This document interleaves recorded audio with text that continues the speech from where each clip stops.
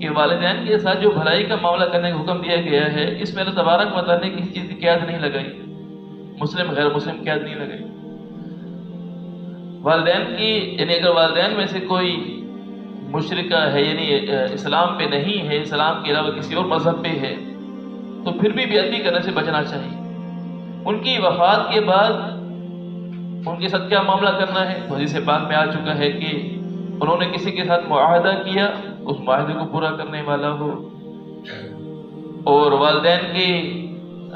یعنی جو دوست ہیں، جو جاننے والے ہیں، ان کے ساتھ بھلائی کا معاملہ کرنا چاہیے۔ اب یہ اللہ تبارک و تعالیٰ نے حکم دیا ہے، لیکن والد یعنی اگر یعنی اسلام کے علاوہ کسی اور مذہب میں والدین مرے ہیں، فوت ہوئے ہیں، ان کا انتقال ہوا ہے،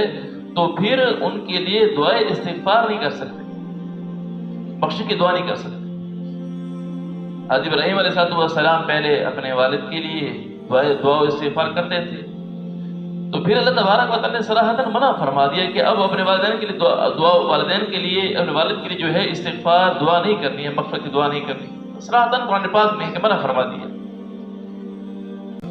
تو والدین جو اسلام کے علاوہ کسی اور مذہب میں مرے ہیں، انتقال کا ہوا ہے، تو ان کے لیے استغفار نہیں کر سکتے ہیں، بخشش کی دعا نہیں کر سکتے ہیں، کیونکہ ان کا انتقال اسلام پہ نہیں ہوا۔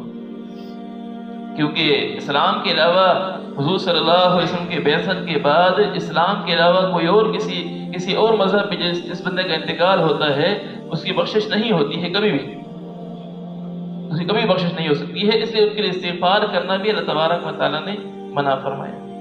اور حضور صلی اللہ علیہ وسلم بھی استغفار نہیں کرتے تھے، حالانکہ آپ صلی اللہ علیہ وسلم کے عزیز و اقارب کتنے